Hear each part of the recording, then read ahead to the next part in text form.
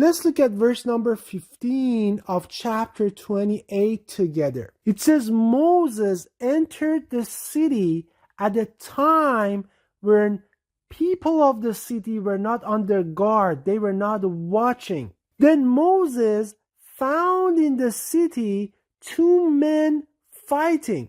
One was from his group, Hazam and Shi'atahi. One was from his group, and the other one was from their enemy. So what does that tell you? That tells you that Moses was part of a group that were attacking the Egyptians back then. Basically, they were part of a terrorist group, a group that was banned by the Egyptians. Now, as soon as that happens, the man who was from his group asked for Moses' help. And what does Moses do? فَوَكَذَهُ Musa. Moses punches the Egyptian and the Egyptian dies. Now at this point, what do you think Moses does? Do you think Moses goes in the city and prances about and say, I killed an Egyptian, I'm so strong, I'm like this, I'm like that? No, Moses actually realizes what a big mistake he did.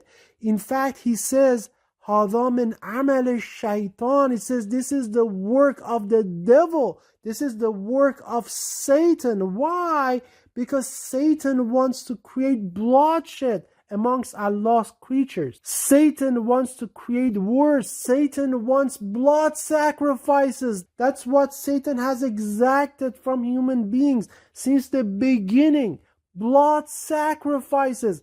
Every person that dies in a war is a blood sacrifice to the devil. And then after that, what does Moses say? He says, إِنَّهُ عَدُوٌّ مُضِلٌّ مُبِينٌ. That the devil is an enemy that clearly misleads us. Is a clearly, plainly, evidently misleading enemy. So Moses becomes very regretful and sorry for his act. And at this point, Moses prays and says, Oh my Lord, I have indeed wronged myself. إِنِّي ظَلَمْتُ نَفْسِي. I wronged myself. So forgive me. And Allah forgives him as well. So what are these verses teaching us? They are teaching us that in a situation like this, when you're outgunned, when you're outpowered, when you don't have any means to defend yourself, you should not be doing things like this. That's a huge mistake. This is in the Quran. I did not create these verses. But unfortunately, these current day Muslims, they don't read the Quran. They have abandoned it. And look, as a result of what they did, 15,000 civilians have lost their lives. Isn't that the work of the devil? Isn't that the work of Satan?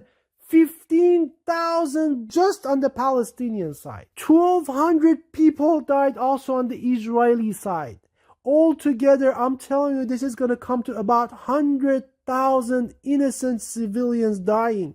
Hopefully I am wrong. Hopefully I am wrong. I pray to Allah that I am wrong and that doesn't happen. Let's look at this other verse. In this verse, Pharaoh is addressing Moses, and Pharaoh tells Moses, then you did what you did, being utterly ungrateful. You killed one of us, basically. You were a terrorist. You were killing us. You were attacking us.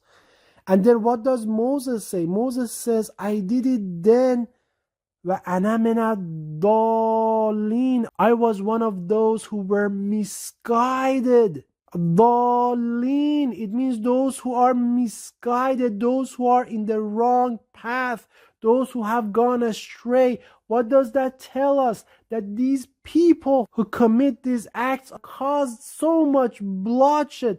They are misguided. They are on the wrong path. They are minad dallin. Could the Quran be any clearer than this? Now this is after Moses now has been chosen as a messenger of Allah.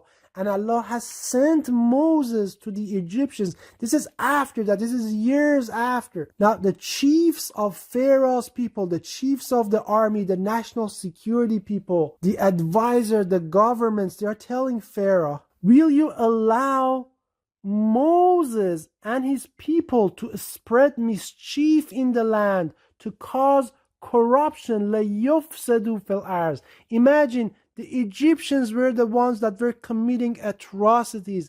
The Egyptians were the ones that were killing the Israelites. They were killing the innocent children, innocent Israeli children back then. But they considered the Israelites as the one that are spreading corruption, that are doing corruption on the earth. It says, will you leave Moses and his people to cause corruption on the earth? What does Pharaoh answer? He said, سَنُقَتِّلُ أَبْنَاءَهُم. We will kill their men, we will kill their boys, and we will leave their women alive. وَإِنَّا فَوْقَهُمْ قَاهِرُونَ.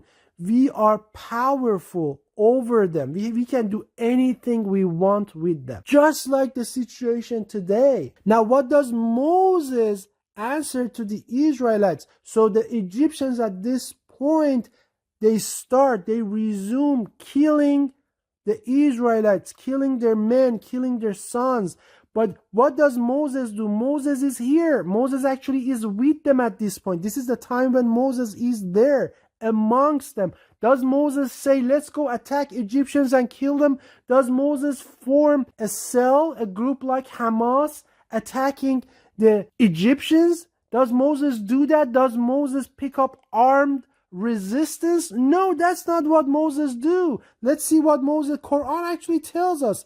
Moses tells to his people, and this is the message from the Quran, Ista'inu billahi wasbiru. Seek Allah's help and be patient. Innal arda lillah. The land belongs to Allah. He gives it to whoever He wants. Wal aqibatu lil muttaqin. The happy ending belongs to the God-fearing. That is the message of the Quran to the Palestinians, to pray to Allah and to be patient, and that the land belongs to Allah. He gives it to whoever He wants. If He wants to give it to you, who can stop Him? And if He doesn't want to give it to you, who can make Him? So you have to be patient. Allah is seeing everything. Our Creator, Yahweh, is the same God. He's the same God that saved the Israelites from the Egyptians.